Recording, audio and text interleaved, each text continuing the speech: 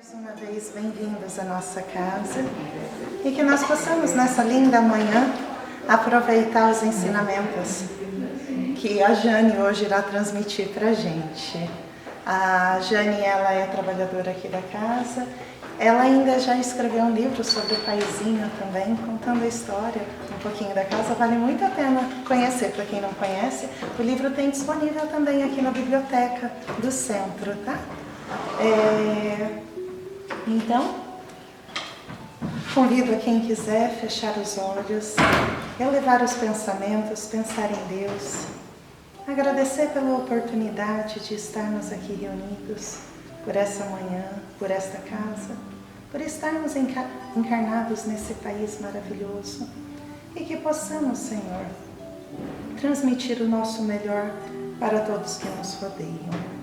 Abençoa, Senhor, aqueles que encontram desempregados, sem forças para lutar nos hospitais, abandonados nos asilos, que todos eles possam se sentir envolvidos pela sua paz e o seu amor.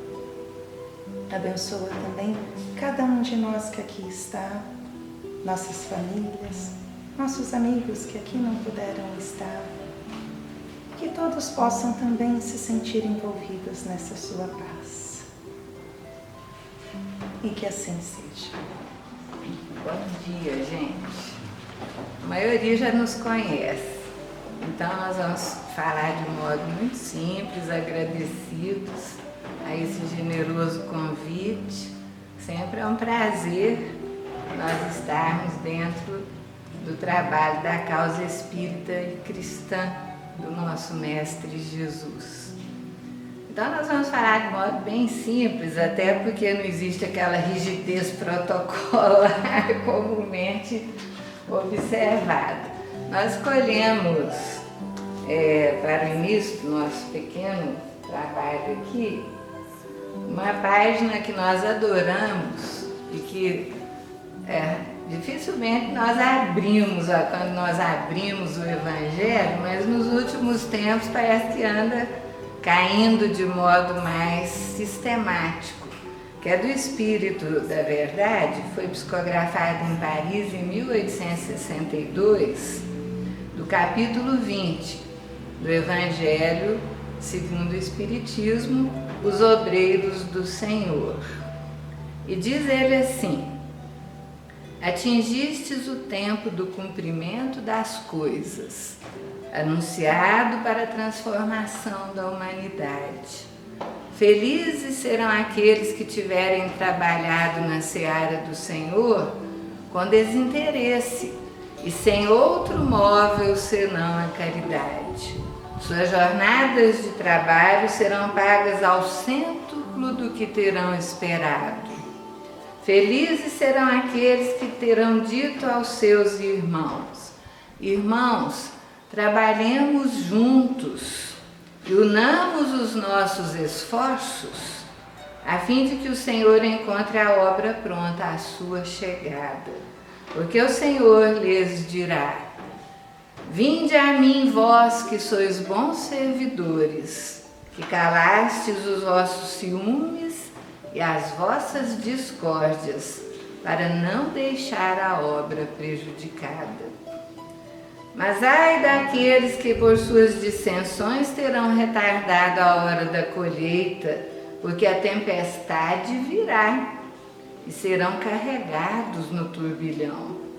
Eles gritarão: graça, graça, mas o Senhor lhes dirá: por que pedis graça, vós que não tivestes piedade de vossos irmãos e que recusastes lhes estender a mão? Vós que esmagastes o fraco em lugar de o sustentar? Por que pedis graça, vós que procurastes a vossa recompensa nas alegrias da terra e na satisfação do vosso orgulho? Já recebestes vossa recompensa, tal como a pretendestes. Não peçais mais. As recompensas celestes são para aqueles que não terão pedido as recompensas da terra.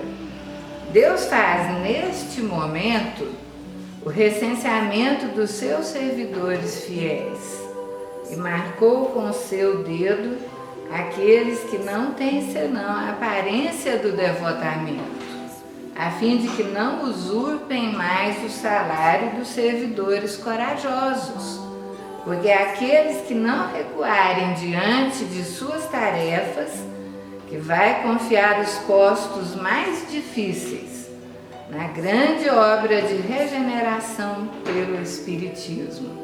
E estas palavras se cumprirão: os primeiros serão os últimos, e os últimos serão os primeiros no reino dos céus, o Espírito da Verdade. Então, analisando a situação em que nos encontramos, nós todos estamos sabendo que estamos nesse tempo. É até repetição sistemática nós ficarmos falando que estamos adentrando o mundo de regeneração. Isso vai demorar um pouquinho, basta que nós vejamos ainda os sentimentos humanos dominantes, porque enquanto o orgulho e o egoísmo não desaparecerem e a solidariedade não tomar aquela forma grandiosa que desejamos, as coisas vão ser um pouco difíceis, mas nessa hora do planeta em que a humanidade toda se desvela para que a própria raça humana sobreviva diante das circunstâncias dessa situação do Covid que tomou conta do planeta, nós nunca vimos tanto amor, tanta solidariedade, tanta beleza da parte do ser humano, tantas ações no bem em todas as partes, em todas as classes sociais. Nós que estamos atuando dentro da linha de frente, na área da medicina, temos tido oportunidade de conversar com milhares de pessoas que, vendo os sofrimentos, a fome que assolou a tantos, se dispuseram a agir. Pessoas simples, que não têm assim um cabedal econômico, mas que sentiram o sofrimento dos seus irmãos e que estão fazendo dentro das suas igrejas ou até dentro das suas casas trabalhos de fazer comida com marmitas e saírem às noites nas ruas levando para as pessoas. Conversamos com grupos de diversas religiões em que as mulheres se reúnem, 5, 10, fazem marmita para 200 e aí os homens levam, porque elas acham mais perigoso o local, a situação. Então, há disposição de servir, de trabalhar no bem.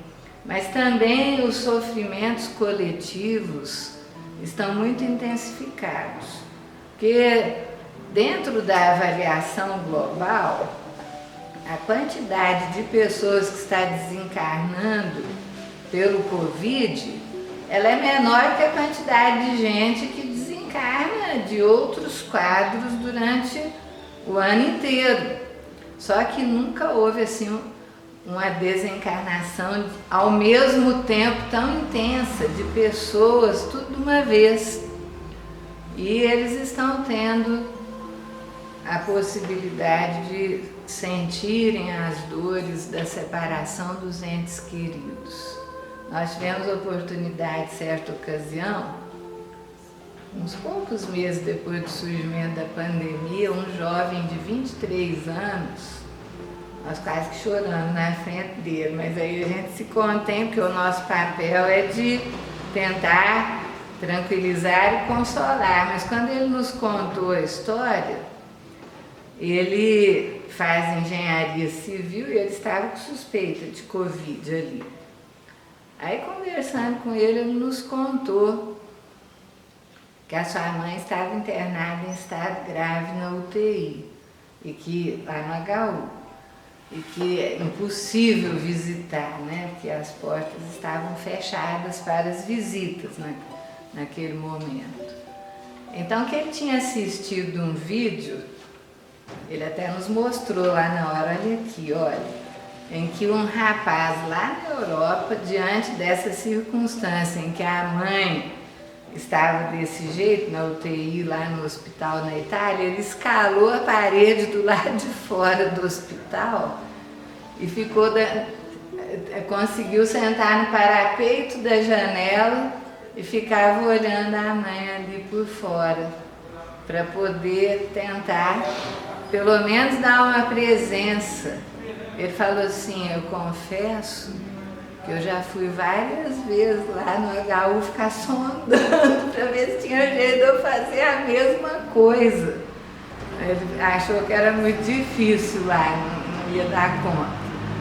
Mas aí você vê as circunstâncias, né, de sofrimento. Quantas pessoas chegaram que estavam com sintomas e nos contavam que o avô tinha desencarnado fazia poucos dias, ou que a mãe desencarnou, ou que o pai desencarnou. Foram muitas e muitas pessoas. Essa semana mesmo, na sexta-feira, conversávamos com uma senhora de 78 anos e ela nos disse que teve Covid em janeiro. Que ela teve todos os sintomas, na verdade, mas que o exame que ela colheu deu negativo, só que o marido era assintomático e deu positivo. Então, conclusão, é um dos exames que dá falso negativo, né? Porque ela teve todos os sintomas. Ela sobreviveu bem, o marido não teve nada, o filho de 55 anos que morava em Mato Grosso desencarnou de Covid na mesma época, em janeiro. Ela nos mostrou a foto dele, um moço com um olhar tão sereno, que ele transparecia serenidade na fotografia. Nós comentamos com ela, nossa, seu filho deve ter sido muito bondoso. Ela falou, ele era pastor lá. Então ele foi daqueles que teve a oportunidade divina de não passar mais por sofrimentos aqui no nosso planeta, que ainda é de muitas dores. E é interessante nós vermos a convergência das ideias, porque nós vemos lá o espírito Zéfiro conversando com Allan Kardec, quando Kardec pergunta se o espiritismo seria o fim, a religião dominante no futuro, né? Diante do avanço e do progresso da humanidade. E eles respondem, o espírito Zéfiro diz que não, que o futuro das religiões seria a religião do Cristo. E nós estamos vendo uma certa convergência. É interessante quando se conversa com uma pessoa, com outra de diversas religiões, uma semelhança já de pontos de vista, de ideias. Nós conversando com essa senhorinha, perguntamos a ela se ela já tinha sonhado com ele. E ela falou que não, que ela não aguentava de vontade de poder sonhar com ele, encontrar com ele nos sonhos, olha só. Então já está havendo um consenso de que quando você adormece e sonha com o ser querido que você abraçou, é um encontro verdadeiro no mundo espiritual. Até conversando com ela, nós dissemos que quando ela se libertasse da emoção, e ele também, daquela separação temporária, que eles poderiam se encontrar e ela ia lembrar dos sonhos, porque por enquanto ainda estava impedido, talvez, pelos sentimentos que prejudicariam o reencontro até do espírito desencarnado, que precisa se fortalecer numa hora dessa. Aí nós vamos lembrando que todo sofrimento é passageiro, e todos sabemos disso. Tudo passa. e a experiência de progresso para todos nós é uma experiência de resignação da nossa parte quando enfrentamos os sofrimentos e de que teremos possibilidades melhores no amanhã. Nós não esquecemos o nosso querido paizinho, o Gonçalves, quando muitas vezes um ou outro trabalhador que estava passando dificuldades profundas se dirigia a ele e ele dizia assim: meu filho, as dificuldades são pedras no caminho e quando se ultrapassam as pedras do caminho, você vence essas etapas, essas pedras nós consideramos como degraus de subida. Ele sempre falava isso para um ou outro trabalhador que nós presenciávamos conversando com ele. As pedras do caminho são degraus de subida. E nessa hora em que muitos se deixam levar pela desesperação, porque a dificuldade está em todas as áreas, até na econômica, né? Gente passando fome. Um amigo nosso nos contou que certo dia estava na entrada de um supermercado e viu um moço bem vestido e foi conversar com esse moço, porque o moço estava mexendo no lixo do supermercado. Um jovem universitário que estava desempregado, que tinha filhos e procurava ver se tinha alguma coisa que ele podia levar para casa, para que os filhos pudessem comer. Um amigo nosso, aí ele ficou condoído, porque percebeu a situação, acabou arrumando um dinheiro lá para que ele pudesse comprar alimento no supermercado. Então, nós estamos mesmo em situação difícil, mas nunca devemos nos deixar abater. E vem a nossa lembrança aquela passagem de Jesus. Lucas relata lá no capítulo 12, dos versículos 22 a 32, né?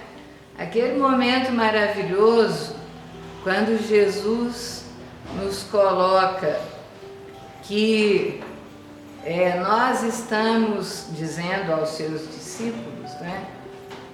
Vós vos preocupais muito com o alimento que deveis dar às vossas vidas e com as roupas que havereis de vestir. Não é a vida mais importante do que o alimento? Não é o corpo mais importante do que as vestes? Observai os pássaros do céu. Eles não semeiam, não colhem e, no entanto, Deus os sustenta. Vós sois muito mais do que eles. Observai os lírios do campo.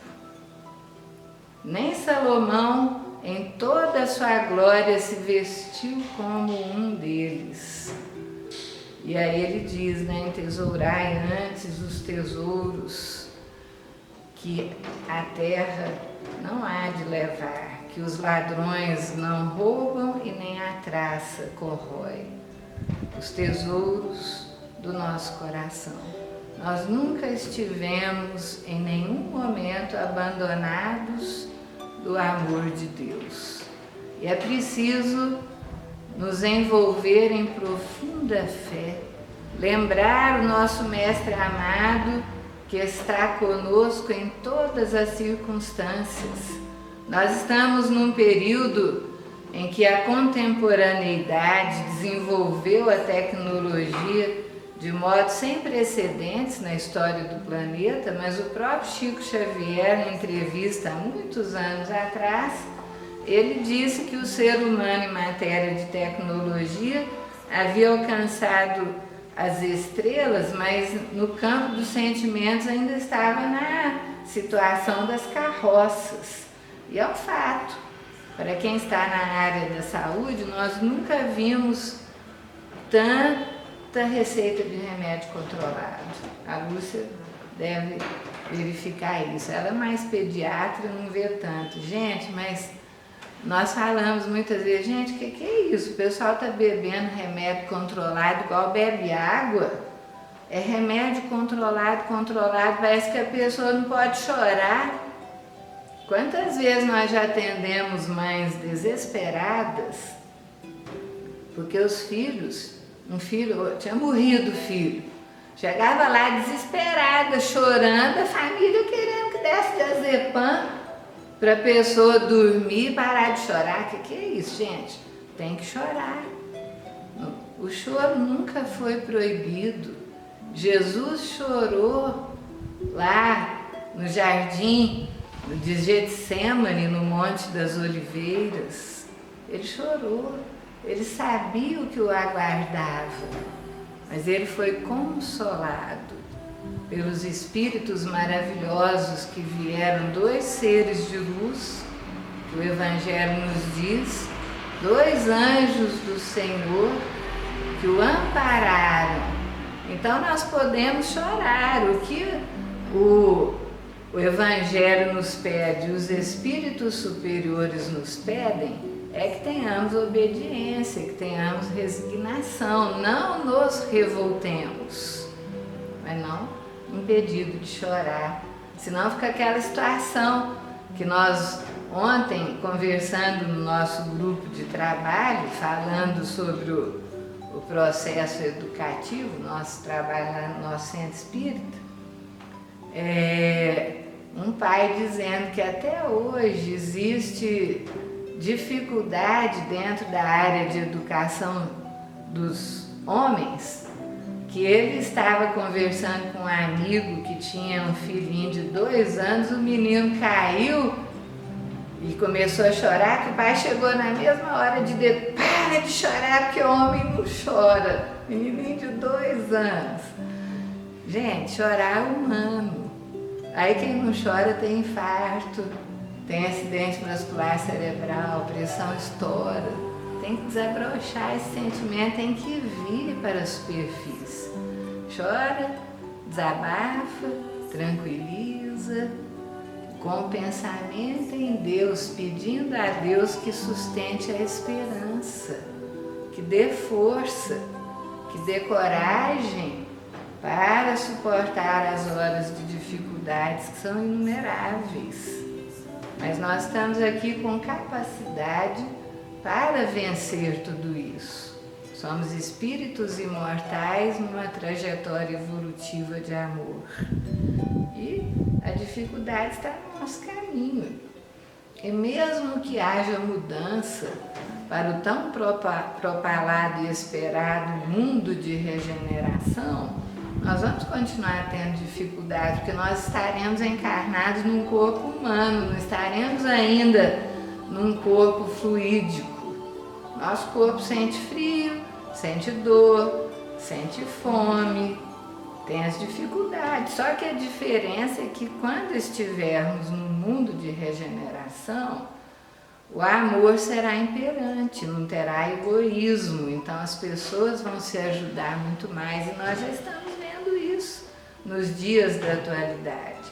As pessoas se dispondo a socorrer muito mais. É belíssimo, é emocionante. Enquanto isso perdurar, o ser humano estará edificando dentro de si o sentimento amor. Por isso, tudo vem de Deus, é permitido por Deus, e nós sabemos disso. E os sofrimentos hão de perdurar na terra enquanto necessitados estivermos de aprendermos um tanto mais de amor. Mas nós vemos as diferenças, como que as coisas estão melhorando. Nós fazemos um trabalho lá no Alvorada Nova, que é o nosso centro, todo sábado. Nós, antes da pandemia, fazíamos 60 sacolas de mantimentos. Trabalhadores nossos vão lá no Ceasa, compram do próprio bolso para comprar o que tem de melhor. Nós recebemos doações de leite, de macarrão, arroz, açúcar. Mas era uma dificuldade no começo. Quantas e quantas vezes nós tivemos que ir para as portas de supermercado, fazer aquela campanha na frente da porta para o pessoal doar. Aí começou a pandemia. Aí nós pensamos, nossa, com essa pandemia agora não dá mais para fazer essas campanhas na porta do supermercado. Vai ser mais difícil. Olha só que lê do engano. Foi muito mais fácil. Gente, nós tivemos que aumentar de 60 para 106 sacolas, pelas dificuldades que as pessoas estão passando nessa hora do sofrimento, dificuldade econômica, desemprego, mas choveu doação. As nossas encarregadas de receberem as doações, eles começaram a chegar telefonemas de tudo que é lugar perguntando o que precisavam. E aí o pessoal deposita o dinheiro na conta e nós estamos conseguindo comprar leite, arroz, tudo, sem precisar aquele trabalho que nós tínhamos de pedir no supermercado, em tudo que é lugar. E as pessoas doando com amor, procurando. Olha, vocês estão precisando, eu quero ajudar, não sei como. Aí tem a ajuda. O mundo está melhorando, tudo está melhorando. E nós precisamos ter consciência disso e manter a esperança no nosso coração. E tem a página aqui que nós adoramos do Fonte Viva. Toda vez que nós estamos assim, sentindo uma certa necessidade, nós passamos aqui o olhar, porque é deliciosa essa página, como todas as de Emmanuel através de Chico Xavier.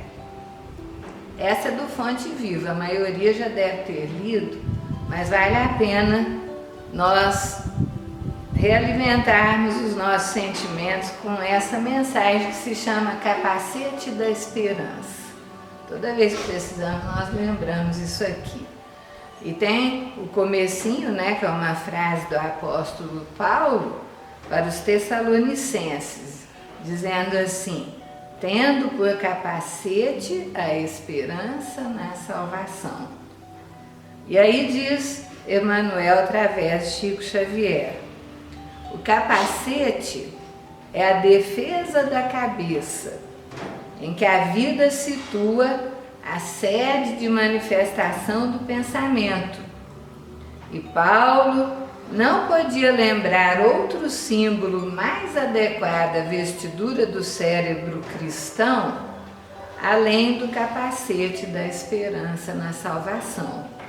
Se o sentimento muitas vezes está sujeito aos ataques da cólera violenta, o raciocínio, em muitas ocasiões, sofre o assédio do desânimo, à frente da luta pela vitória do bem, que não pode esmorecer em tempo algum.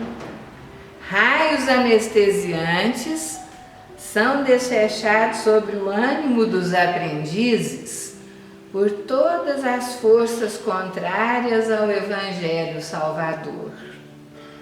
A exigência de todos e a indiferença de muitos procuram cristalizar a energia do discípulo, dispersando-lhe os impulsos nobres ou neutralizando-lhe os ideais da renovação. Contudo, é imprescindível esperar sempre o desenvolvimento dos princípios latentes do bem, ainda mesmo quando o mal transitório estenda raízes em todas as direções. É necessário esperar o fortalecimento do fraco, a maneira do lavrador que não perde a confiança nos grelos tempos. Aguardar a alegria e a coragem dos tristes com a mesma expectativa do floricultor que conta com revelações de perfume e beleza no jardim cheio de ramos nus. Ouso reconhecer, todavia, que a serenidade do cristão nunca representa atitude inoperante, por agir e melhorar continuadamente pessoas, coisas e situações em todas as particularidades do caminho. Por isso mesmo, talvez, o apóstolo não se refere à touca protetora.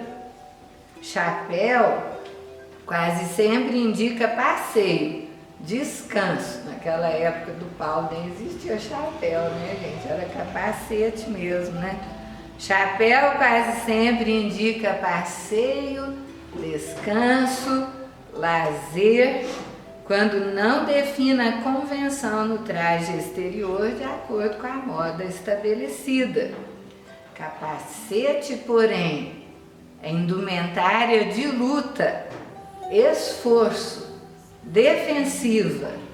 E o discípulo de Jesus é um combatente efetivo contra o mal, que não dispõe de muito tempo para cogitar de si mesmo, nem pode exigir demasiado repouso quando sabe que o próprio Mestre permanece em trabalho ativo e edificante. Resguardemos, pois, o nosso pensamento com o capacete da esperança fiel e prossigamos para a vitória suprema do bem. Isso dá uma força, né? Nós tivemos um irmão muito querido nosso que desencarnou, já vai fazer mais ou menos uns 4 anos, e ele não era espírita, ele tinha uma religiosidade, nunca tinha ficado doente na vida. Engenheiro metalúrgico, ganhou o prêmio de invenção de fibra metálica lá na Fiesp, em São Paulo, representava a COSIPA lá no exterior, falava chinês um pouco, falava espanhol, inglês. Então ele ia lá na Europa e na China, no Japão, muitas vezes ele ia sempre trazer uma lembrancinha para nossa mãe de algum país que ele foi representando a COSIPA e o Brasil lá nas competições. Aí de repente, há 5 anos atrás, porque o processo dele durou 1 ano e meio, ele apareceu com uma febre e foi ver, ele estava com infecção de urina. Ele nunca ficou doente na vida, era uma pessoa fora de série, nunca adoeceu, como dizia minha mãe, falou, nem gripe ele não pegava. E era um câncer de rim. E o pior de todos, o mais agressivo, quando ele apareceu com essa infecção de urina e foram investigar, já era um câncer que estava com metástase no corpo inteiro. Ele lutou bravamente, mas sempre tranquilo. Aí, olha só que interessante, nós temos uma espécie de intuição. Mais ou menos 1 ano antes dele entrar dentro desse processo, numa época de Natal, quando nós nos reunimos na casa dos nossos pais, nós pensamos assim, o que nós podemos dar de presente de Natal a ele, que tem tudo, viaja pelo mundo inteiro, ganha bem, não precisa de nada. Aí nós pensamos assim na hora, vamos dar a ele o problema do ser, do destino e da dor do Leon Denis. Quem sabe um dia ele pode precisar dos esclarecimentos maravilhosos que estão ali dentro. Nunca se sabe, aí dei de presente. E foi tão engraçado que a esposa dele era católica, né? E não aceitava muito, então ela nos contou, um dia nós morremos de rir, que ela entrou na salinha, de vez em quando ela entrava lá no escritorinho dele, ele estava lendo assim, sabe? Ela descobriu, ele colocava o problema do ser destino da dor dentro de um outro livro para ela não ver que ele estava lendo. E ela falou, não, mas não tem problema, você pode ler o que você quiser, né? Adorou o livro, achou maravilhoso. Aí quando ele adoeceu, nós pensamos, vamos dar o Evangelho e as outras obras, porque ele nos solicitou, porque ele estava interessado em entender como é que era essa realidade espiritual. E aí nós demos o Evangelho, nós demos o Livro dos Espíritos. Aí ele leu o Evangelho no hospital, nos dias que ele internava, lá no Hospital da Beneficência Portuguesa. Depois um dia nós fomos visitá-lo e perguntamos se ele estava lendo. Ele falou, estou lendo, é muito bom, mas é muito difícil ser desse jeito que está aqui. Mas ele era naturalmente, porque ele tinha uma bondade inata, um jeito, nunca perdia, né, a calma, uma educação que a esposa dele falava que até quando eles estavam numa discussão ele era um lorde. Ela perdia a cabeça e ele sempre mantendo aquela respeitabilidade. Quando ele desencarnou, pouco antes dele desencarnar, nós conversávamos muito por computador antes que ele ficasse com a neuropatia do tratamento, que ele perdeu a sensibilidade. Nós fomos visitar certa ocasião lá no Hospital da Beneficência Portuguesa, o coração que ia chorar, mas a gente não podia mostrar, né, de ver a dificuldade dele para conseguir segurar uma colherzinha para misturar o açúcar no café, porque ele tinha perdido a sensibilidade tátil, ele não sentia por causa da quimioterapia. E na hora de andar, ele ia segurando pelas paredes, porque ele não tinha mais a sensibilidade das pernas, mas sempre sereno, sempre sereno. E tem aquela história de que a pessoa fica esperando para despedir, não é? Nós passamos por isso, porque ele estava bem relativamente.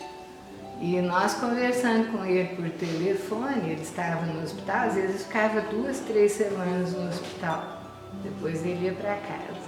Aí nós conversando com ele, falamos, nós vamos lá em Ituiutaba visitar a mamãe agora, na outra semana nós vamos aí ver você. Ele falou, não, vai para Ituiutaba, que a prioridade é a mamãe. Eu falei, não, nós vamos lá, mas depois nós vamos te visitar. Aí fomos a Ituiutaba, já tínhamos deixado a passagem comprada para visitar, porque ele estava no Hospital da Beneficência. Quando chegamos lá, às 7h30 da manhã, encontramos nosso irmão desencarnando. E ele estava ótimo. E a esposa disse que foi a última quimioterapia que fizeram na terça-feira da semana, que o derrubou, ele começou a fazer hemorragia, não passava. Aí quando nós chegamos, ele estava lúcido, nos cumprimentou, conversamos e nós sentimos uma energia, nossa, uma energia maravilhosa ali, né? Então, nós, conversando com ele, nós dissemos assim, olha, o nome dele era Vinícius. Vinícius, você já lutou demais, fez tudo o que podia para que o seu corpo continuasse sobrevivendo, seu corpo não aguenta mais. Eu falei assim, olha, você sabe que eu nunca minto, você sabe que eu nunca menti na vida, então confia em mim, a realidade espiritual é um fato. Você leu as obras espíritas e a energia aqui está deliciosa, eles estão aguardando você. Deixa esse corpo que não aguenta mais, que só está te fazendo sofrer nesses últimos tempos. Aí a partir daquele momento o corpo começou a piorar. Era mais ou menos meio-dia, ele ainda cumprimentou alguns amigos engenheiros da COSIPA que chegaram lá para visitar, levantou o braço, cumprimentou, porque ele estava com sonda, saindo sangue ali. 4h30 ele desencarnou. Aquela energia deliciosa, mas ele tinha escrito, enquanto ainda não tinha perdido o tato, até parece que ele tinha lido isso aqui, as capacetes da esperança, porque a gente conversava assim por e-mail e ele colocou, não descansaremos até a vitória completa do bem. Eu pensei, nossa, ele está falando igual um dos trabalhadores da causa do Cristo no planeta, que nós não podemos descansar até a vitória completa do bem. E é isso que nós temos que fazer, trabalharmos a nós mesmos com amor até a vitória completa do bem. Esses dias, conversando com uma senhora, uma paciente, já de certa idade, ela deve ter uns 62 anos. Ela tinha um afundamento aqui no crânio, um afundamento aqui. Aí nós notamos, né? Ela falou assim para nós, faz mais de 10 anos, cerca de 10 anos, eu estava na garupa da motocicleta da minha filha e aí uma moto passou no sinal vermelho e nos pegou e eu bati a cabeça, fiz esse afundamento de crânio.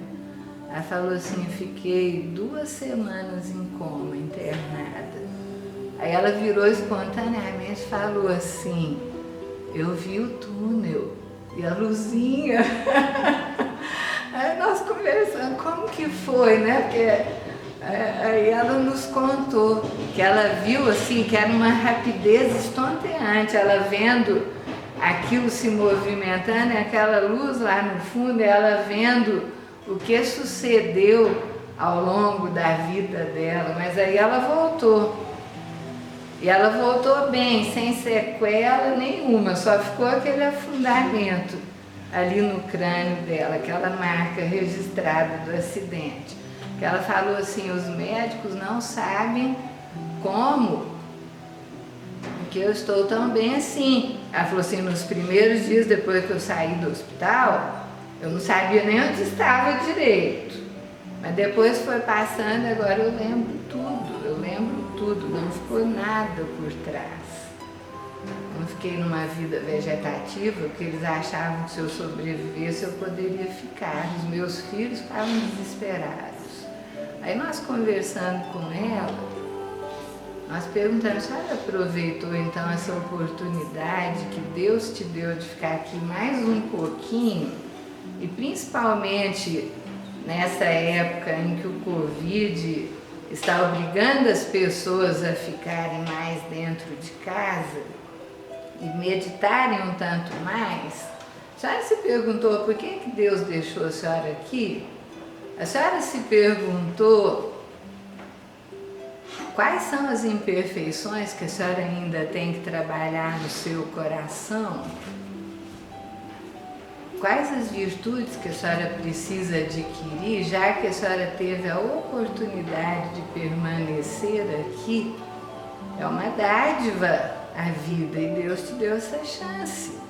Ela falou assim, nossa, fazia tanto tempo que eu não ia à igreja, eu fui hoje à tarde lá na igreja, ela está falando igualzinho o padre da minha igreja, olha só a coincidência, é a mesma coisa. Que nós precisamos exercitar esse momento para verificarmos os nossos defeitos e adquirirmos mais qualidades. Então, gente, é esse o momento que nos é dado. Estamos aqui, nessa hora, como espíritos imortais, numa trajetória de progresso, que essa é a finalidade da vida. Que sejamos felizes, gratos a Deus por todo o amor, por toda a bondade, por toda a misericórdia que nos dá. E tenhamos essa indumentária de luta que fala Emmanuel, né? O capacete da esperança. Sempre com a esperança no coração. Jamais nos deixarmos abater em momento algum. Se o pensamento dizer, racionalmente, se deixa envolver pelo desânimo, tenhamos a força para nos libertarmos disso, porque a hora é de dificuldade para todos, mas, como dizem tantos, Deus está no comando, Deus está no comando, e nós já vimos coisas belíssimas acontecendo com Deus no comando. Nossa, é maravilhoso. Cada história que nós já presenciamos, já vimos, que só nos faz ter total confiança no amor de Deus. A certeza de que todos os sofrimentos vão de passar e que o mundo está caminhando para melhor. E que nós não devemos jamais nos abater, porque Jesus é o governador da terra e se Ele está conosco, não devemos temer. Nossa gratidão por estarmos aqui nesse momento e o nosso bom domingo a todos, que até acho que já estamos passando do horário que nos foi permitido. A todos, muita paz. Muito obrigada por esses momentos. Excelente mensagem, né, que a Jane trouxe pra gente. Que nós possamos chegar em casa, colocar esse capacete para nos tornarmos um discípulo de Jesus, como ela explicou. E que nós possamos, sim, onde nós formos levar o ânimo, a palavra de Jesus. E às vezes eu tenho falado, eu tenho lembrado de uma palestra do Divaldo, que ele conta de um estudo que fizeram no hospital. Eles colocaram filmes de guerra e filmes de comédia, e os pacientes que assistiram filmes de guerra, todos eles pioraram, e todos que assistiram filmes de comédia, todos eles melhoraram. Então, que nesse momento nós possamos fazer isso, que a gente possa, talvez, se você não pode levar a palavra, desliga o jornal que só fala coisas péssimas, que nós possamos colocar aí, liga o Chaves. Eu lembro que quando criança a gente assistia muito o Chaves, ele é um humor gostoso de assistir. Coloca aí o Chaves, principalmente para quem está com uma doença, para que não se abata. Bom, então, vou convidar os médiuns para dar passe. E que possamos pensar em Jesus. Pode ir. Vamos agradecer nesse momento, principalmente a Jesus, pela oportunidade que Ele nos permitiu hoje de ouvir a nossa amiga e companheira, as suas palavras tão singelas nessa manhã de domingo, que nos falou muito ao coração, que nos trouxe muita esperança no dia de amanhã. Que nós possamos, então, com a ajuda de Jesus e dos companheiros dessa casa, podemos trabalharmos do bem cada dia mais, com muito amor, pensando em nossos semelhantes, na nossa família, e nesse momento estar mais dentro de casa, né? Que nós possamos nos entender por que estamos juntos nesse momento, com essas ou com aquelas pessoas outras, que seguimos o nosso caminho com fé, com muita esperança no mundo de amanhã. Senhor Jesus, abençoe todos nós, e nós agradecemos também profundamente aos trabalhadores dessa casa, que são os responsáveis por esse ambiente, por essa vibração tão carinhosa que recebemos aqui todas as semanas. Esteja conosco, Senhor, nesse dia.